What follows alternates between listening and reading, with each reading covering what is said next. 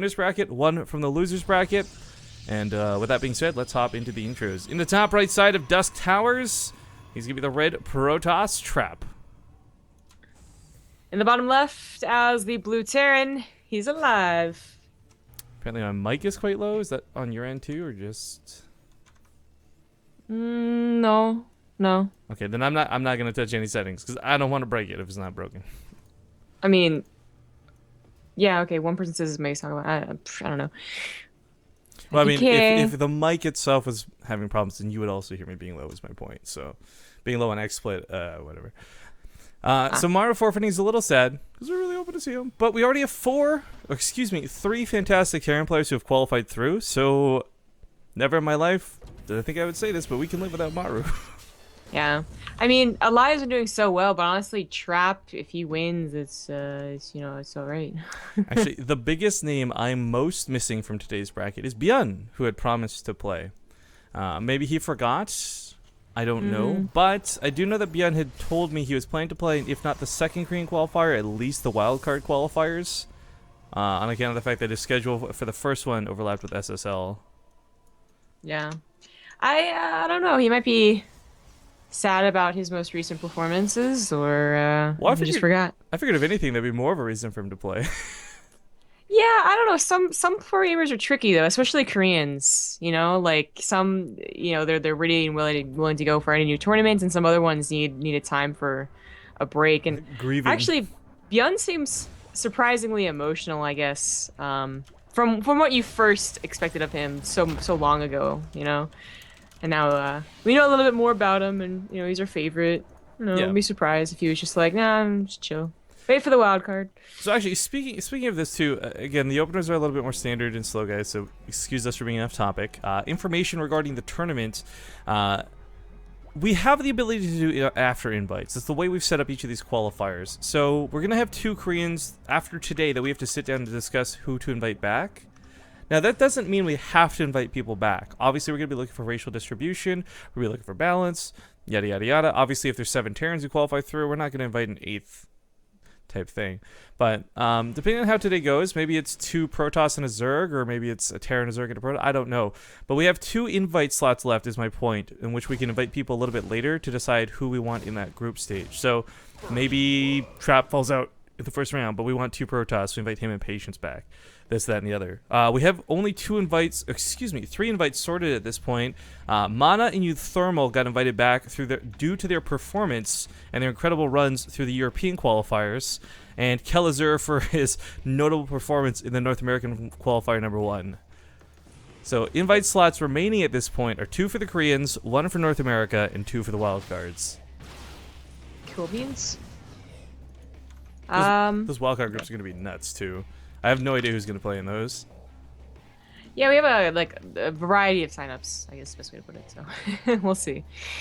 So the builds have been chosen. We're a little farther along now, so we can talk about that, I guess. It's actually going to be what looks to be more of a defensive setup, but has the capability of attacking, so that medevac and tank would obviously be used to a great effect if you just had to defend against an adept attack, whether it's War Prism or not, but same as the Cyclone. Sorry, the Cyclone is that if you're pretty sure nothing is actually going to happen offensively, so you have to defend, you can attack with all of your units. It's a little risky because what if you misjudge and there is a War Prism on the way, like right now inside your base? But I think he scouted a probe that was trying to be a little scared. He did not. No, he did scout the Nexus, so that's why he's moving out. Yeah, that was the scan he just popped down. So yeah. The Cyclone's a little bit funny to see. The Liberty's a little bit funny to see, but they're both going to be pretty damn effective. And Trap almost had no army supply coming into this. Like, I'm really glad he just warped in a round of Adepts and Stalkers, because I believe when aLive picked up that tank, it was like 12 supply for the Protoss. This is still going to be a little bit of a difficult fight to take, no matter how you look at it, but that's a lot of Marines coming in. No stim for these. It is raw power through this. This is like the equivalent of Terran going like Roach Ravager.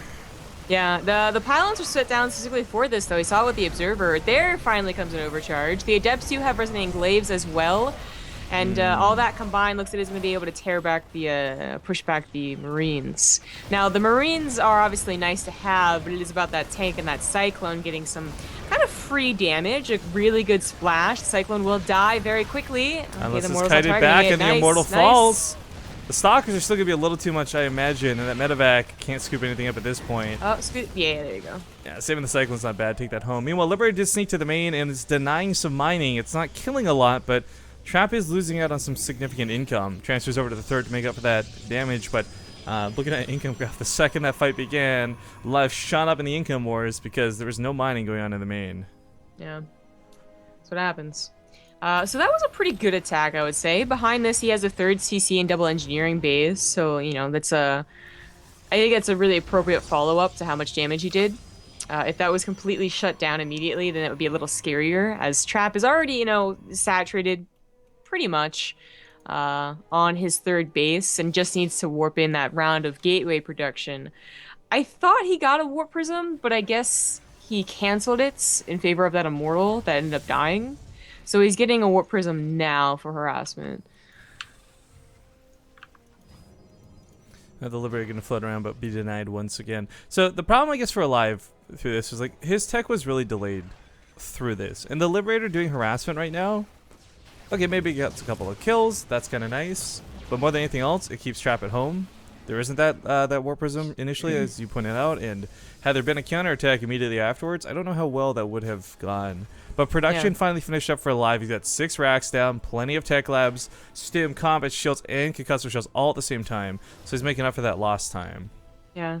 As we said, we've been watching aLive for, you know, a couple of weeks now, and he's just been getting better and better and looking more and more solid. And certainly this game has been a very solid game for him. Is he in the lead? I mean, kind of. His upgrades being ahead is really nice. The fact that he was able to take so much, you know, down with him with his push was nice too. So I think he's in a very solid position.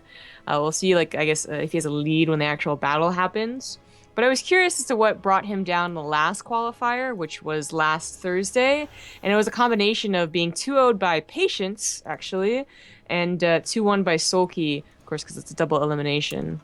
Ah, that reminds me. Where is Sulky? Where's Solar? Where are all our Zerg friends today? Hyun, especially, of all people, I expected to show up. Yeah, I don't know. They might have been burned a little bit from the time it took to finish the last qualifier, which really sucks, because this one should be shorter, but well, they all got to the, you know, lower brackets finals and all lost, so kind of sucks. Well, the attack does begin. aLive starting to move out. The fourth base is a freebie if he goes there first, but he's obviously not going to be thinking about that. He's got to deal with these adepts. Lots of SCVs starting to go down. Woodmines and that natural actually were really great at holding this, but that warp prism still alive means more adepts are coming. However, the attack does begin, and there's only a couple of immortals. A couple of immortals and a photon overcharge, excuse me. Never underestimate the power of pylons. Yeah, that Cyclone actually adds a lot of damage. Almost got one shot right there. The Warp Prism's still not cleaned up in that main base. Finally gets, you know, shoot out of here. Go away. But there's no Marines. Oh, there's 3 Marines. He did lose about 11 SCVs. Actually, kind of cost-effectively handled out of aLive. I expected that to be much worse because it looked like he wasn't paying attention initially. But speaking of not paying attention, these big drops coming to the main. There's not a lot here to intercept right away. Warp-ins begin. Cannon buys a little bit of time, but not much. Blink not finished. This is actually good for aLive's chances to get out of here if he wants to pick up and go. Oh, yeah. He's going to focus on most of these stalkers Definitely. to try and reduce their chance of getting caught. And that was an okay attack. That wasn't anything too crazy. Just the same way aLive deflected in his own main, Trap defends really well on his.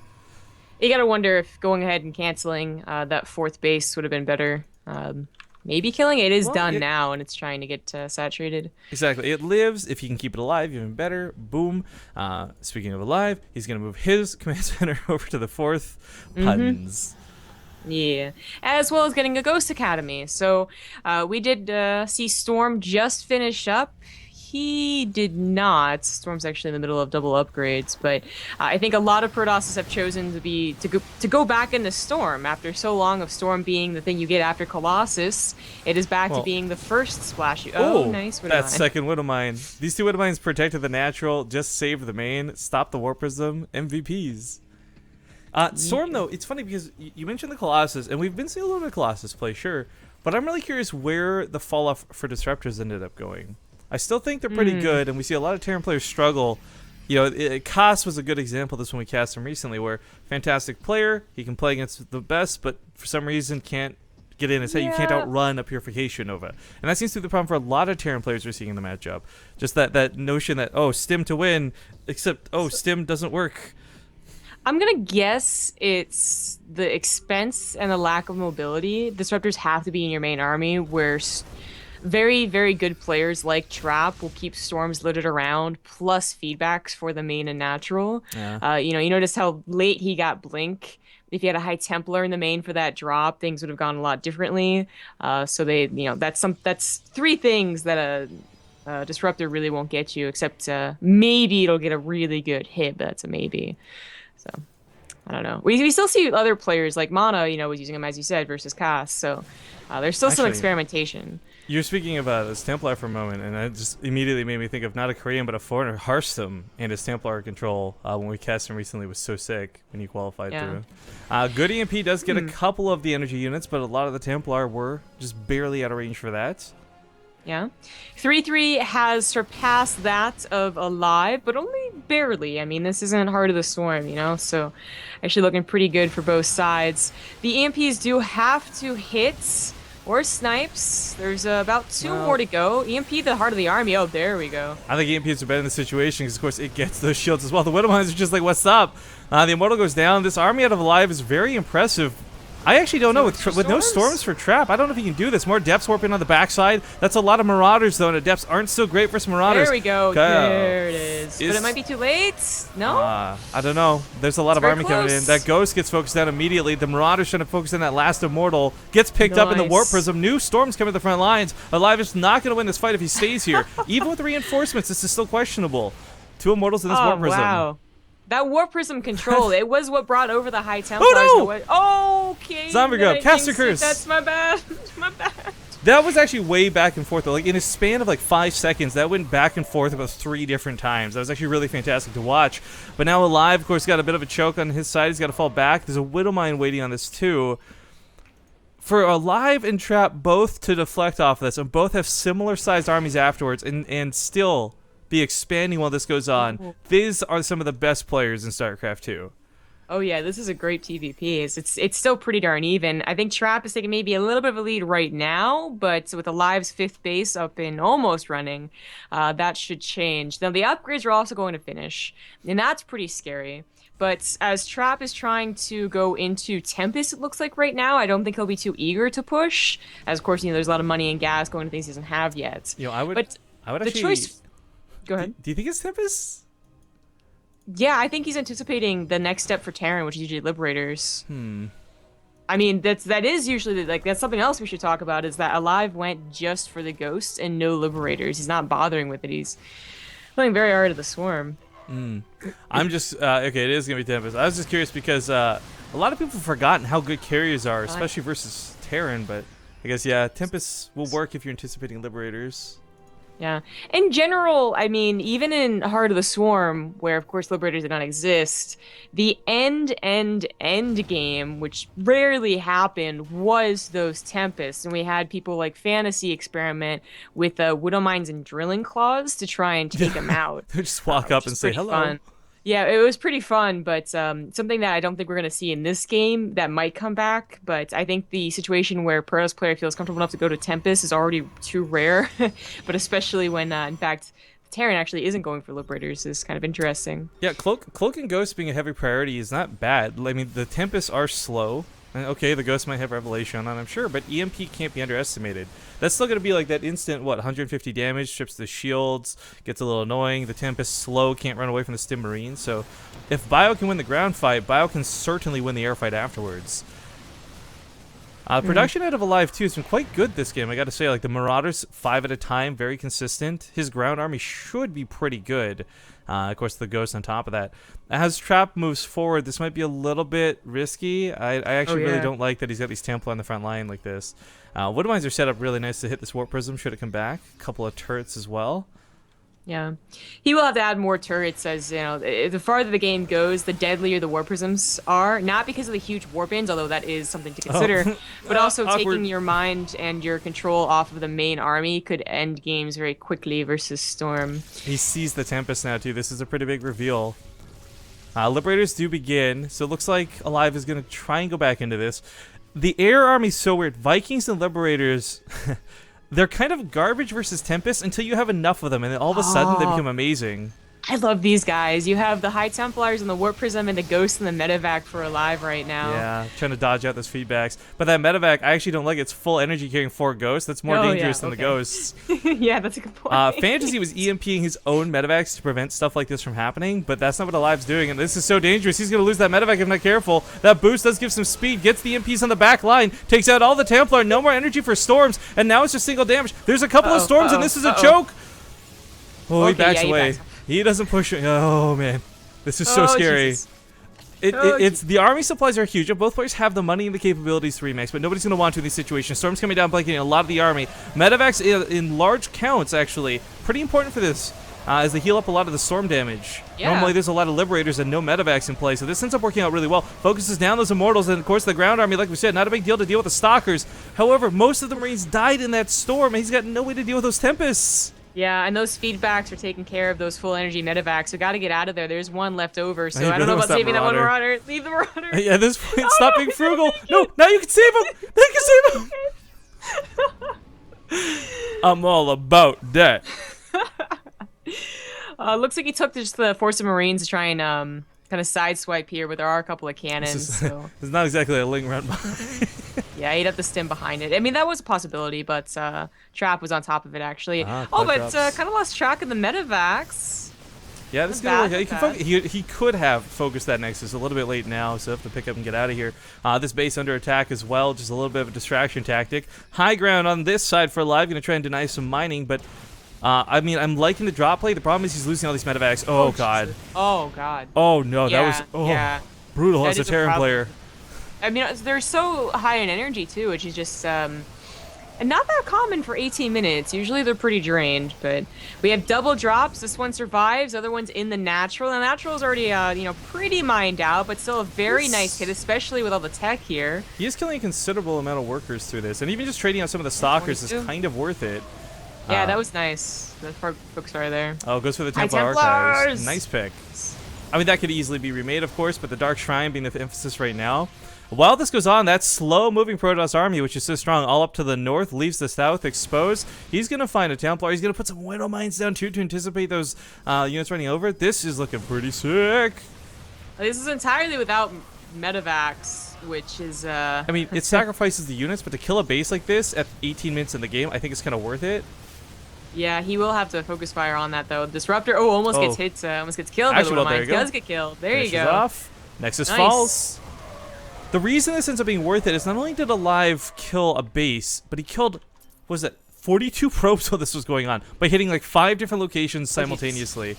Actually, the Marines are too scary for these Tempests, funny as that is, if they focus them down. They don't do so well against... well, but on their own, basically. So they take care of the medevacs, but 2 of them do die for it. So the rest of the army tries to catch up to them, too. So in army fights. The MPs end up getting shot on the Stalkers. There's actually a lot of Templar here. A couple that has storms used on us high ground. It's not exactly... Oh, these Widow Mines could be so good. These Widow Mines could be so good, Zombie Grub. Oh, jeez. Oh, this is going to have to turn that around. Templar lagging behind. He segments some units off, anticipating this, focuses them down, burns the storm immediately. Marauders and Ghosts can weather the storm damage, and this actually ends up being a counter. GG! Oh, so nice. Look at that supply. That is without question one of the best TVPs I think we've got to see. Not because, like, oh my god, it made Terran look amazing, or it made Protoss look amazing. That was incredibly back and forth. And really, a lot of those situations where it was back and forth, I think lesser players lose the game every single time. Whether you're a lesser Protoss or a lesser Terran. So that was